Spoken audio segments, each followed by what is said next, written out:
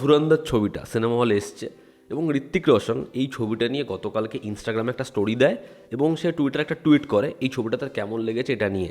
এবং ঋত্বিক কিন্তু এরকম বহু ছবির বেলায় করে থাকে, মানে একটা ছবি নিয়ে পার্টিকুলার হাউচাউ হচ্ছে, সেই ছবিটার হেভি বাজ সেই সময় ঋত্বিক রোশন লিখছে এমনটা কিন্তু ও করে না।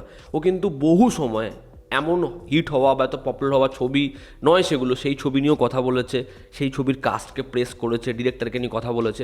তো এটা ঋত্বিক রোশন করে এবং বাদবাকি বহু অ্যাক্টারের থেকে আমার ঋত্বিকের এই বিষয়টা অনেক অনেক বেশি পিওর, অনেক বেশি জেনুইন লাগে। তার কারণ ও কিন্তু লোককে প্রেস করতে জানে, বাদবাকিদের মতো না যে যখন যেখানে ভিড় হচ্ছে হাউচৌ হচ্ছে শুধু সেই সময়ই কথা বলবো।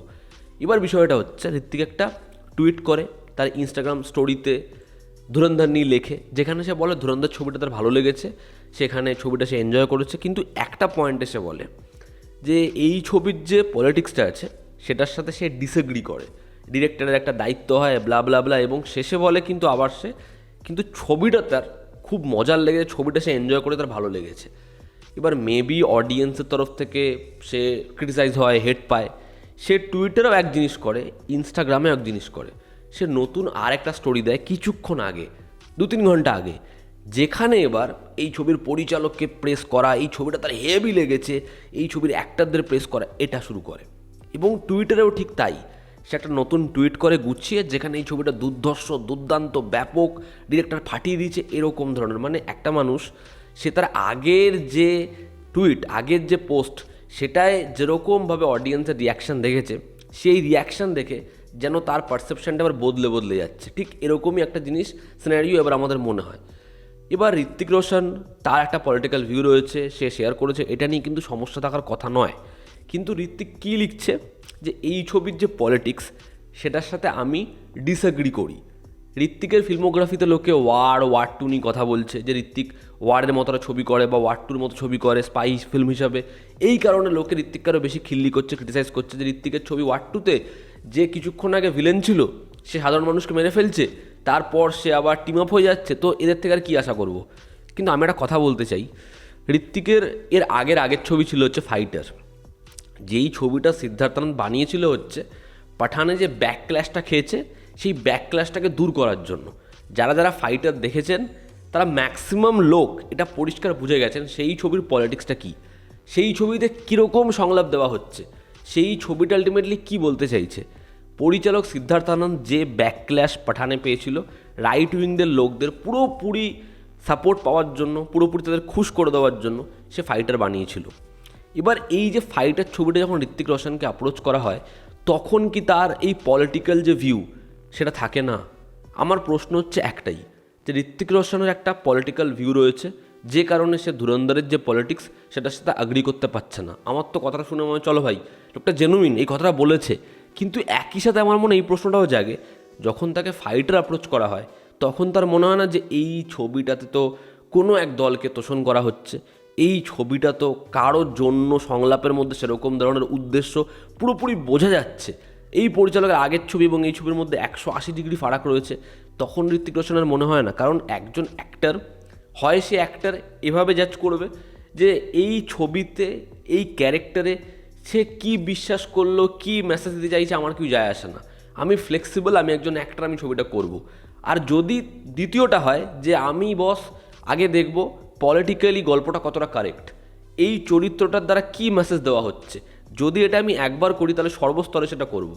যে লোকটা এই কথাটা লিখছে এই ছবির পলিটিক্যাল ভিউয়ের সাথে আমি অ্যাগ্রি করি না, তার আগের ছবি ফাইটার, যেই ছবিতে এই ছবিটার মতো ধুরন্ধরের মতো কাছাকাছি সেম জিনিসপত্র করা হচ্ছে, সেখানে দেশের পলিটিক্যাল যে সিনারিও, সেখানে যেরকমভাবে কাজ হচ্ছে, সেখানে আসনে কে বসে রয়েছে, কীভাবে সার্ভ করা হচ্ছে, সেটা কিন্তু কাইন্ড অফ এটা খুব হিপোক্রিসি সাইন না, এটা আমার মনে হয়।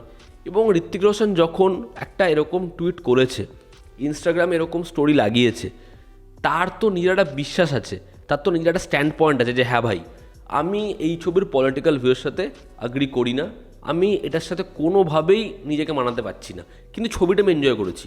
যখনই স্টেটমেন্ট সে দিচ্ছে, অডিয়েন্স কি বলল, পাবলিক কি বলল, সেই হিসাবে আমার পারসেপশন চেঞ্জ হয়ে যাবে, আমি আরেকটা টুইট করব, আরেকটা ইনস্টাগ্রাম স্টোরি লাগাবো আগের কথাটাকে ডিফেন্ড করার জন্য। তার মানে আমার তো নিজের যে স্ট্যান্ড পয়েন্ট সেটাও কোথাও একটা কি নড়বড়ে। আজকে যদি এই কথাটাই অনুরাগ কাশ্যপ, অনুভব সিনহা, এরা বলে আমি মেনে নেব, বা ধরুন জন আব্রাহাম বলে আমি মেনে নেব যে হ্যাঁ এই ছবির যে পলিটিক্যাল ভিউ, এই ছবির যে পলিটিক্স, সেটার সাথে আমি আগ্রি করি না, সেটা নিয়ে আমার সমস্যা আছে, কিন্তু এই ছবিটা টেকনিক্যালি ভালো ছবি, এই ছবির মেকিং ভালো, এই ছবিতে পারফরমেন্স কি দিয়েছে, এই ছবির ক্লাইম্যাক্স সেটা যে জায়গাতে পৌঁছে যায়, এরকম ধরনের কথা যদি এই লোকগুলো বলে আমি মেনে নেব। তার কারণ এদের কাজ, এদের স্টেটমেন্ট প্রত্যেকটা জায়গায় এটা কিন্তু পরিষ্কার, এটা কিন্তু সুস্পষ্ট যে এরা কী বিশ্বাস করে, এটা কী বিশ্বাস করে না, এটা কিন্তু তাদের প্রত্যেকটা ছবির দ্বারা, প্রত্যেকটা কাজের দ্বারা একদম পরিষ্কার। তো যখন তাদের কাজের দ্বারা একটা মানুষকে পুরো পরিষ্কার স্বচ্ছ চেনা যায় যে হ্যাঁ ভাই এ কী বলতে পারে কি বলতে পারে না, তার থেকে এরকম একটা টুইট যদি আসে, এরকম একটা ইনস্টাগ্রাম স্টোরি বা রিভিউ যদি আসে যে এই ছবির পলিটিক্সটাকে আমি একদমই আগ্রি করি না, এটার সাথে একদমই নিজেকে জুড়তে পারছি না, আমি সেটা মানতে পারবো। কিন্তু ঋত্বিক রোশন যে 2 বছর আগেই ফাইটারের মতোটা ছবি করেছে, সে যদি বলে যে আমি এই পলিটিক্সের সাথে আগ্রি করি না, তাহলে এটা শুনে আপনার কী মনে হবে? একটা কথা আমি বারবার বলি, সেটা হচ্ছে প্রত্যেকের নিজস্ব একটা স্ট্যান্ড পয়েন্ট থাকা দরকার, একটা দেখা, একটা পার্সপেক্টিভ থাকা দরকার। এই কথাটা আমি কেন বললাম, ধরুন আজকে আমি একটা ছবি রিভিউ করলাম, এমন বহু সময় হয় সেই ছবিটা পাবলিকের অডিয়েন্সের হেভি লেগেছে এবং তারা কমেন্ট বক্স থেকে শুরু করে প্রত্যেক জায়গায় সেটা নিয়ে আমায় খিস্তাচ্ছে। এবার আমার যে পার্সপেক্টিভ, আমার যে পয়েন্ট অফ ভিউ, অডিয়েন্সের গালি শুনে বা অডিয়েন্সের ভালো লেগেছে বলে বা সবার ভালো লেগেছে বলে সেটা কি বদলে যাবে?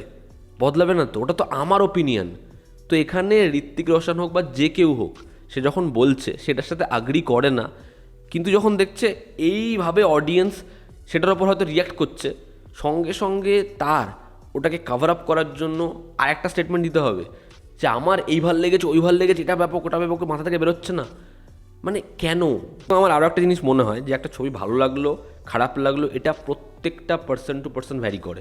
কারো ভালো লাগতে পারে, কারো খারাপ লাগতে পারে, সব ছবি সবার একরকম রিয়াকশন হবে এটা তো কখনো হতে পারে না।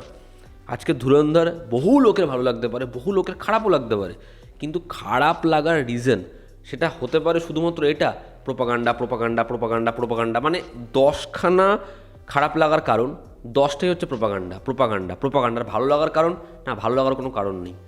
এটা হতে পারে না, এটা অসম্ভব। আমার এটাই বক্তব্য। যাই হোক, এতে আপনাদের কি অপিনিয়ন জানাবেন। আজকে ঋত্বিকের ফ্যান্সরা রেগে যেতে পারে আমার এই বিষয়টায়, কিন্তু আমি নিজেই বললাম যে আমার ঋত্বিক রোশনের কাজ, তার এরকম ধরনের প্রেস করা এই বিষয়বস্তু খুব ভালো লাগে। দেখবেন কেউ যদি তার ডান্স কখনো পারফর্ম করে বা তার ডান্স পারফর্মও করলো না, খুব ভালো পারফর্ম করেছে, ঋত্বিক তাকে প্রেস করে। তো এই বিষয়বস্তুগুলো কিন্তু ঋত্বিক রোশনের বারবার রয়েছে। সে যে কোনো ছবি, সেই ছবি পপুলার হলো না, সেই ছবি নিয়ে কথা বলে, কিন্তু এখানে তার যে স্টেটমেন্ট, এখানে তার যে জিনিসপত্র, সেটা তার কাজের সাথে, তার প্রিভিয়াস কাজের সাথে, তারই নিজের স্টেটমেন্টের সাথে কোথাও একটা গিয়ে কন্ট্রাডিক্ট করছে। এখানে পুরো বিষয়টা এমন হয়ে গেছে ঋত্বিক রোশন নিজে এরকম ধরনের জিনিস করে সে আবার বলে পলিটিক্সের সাথে আগ্রি করি না। সে নিজে একটা এরকম ধরনের লেখা লিখে পরবর্তী সময় সেটাকে ডিফেন্ড করতে চায় কেন? এটাই আমার বক্তব্য। তো এই ছিল আজকের ভিডিওতে। আপনাদের কি অপিনিয়ন জানাবেন। জনতা আমাদের পাশে আছে। আবার দেখা হচ্ছে। Take care.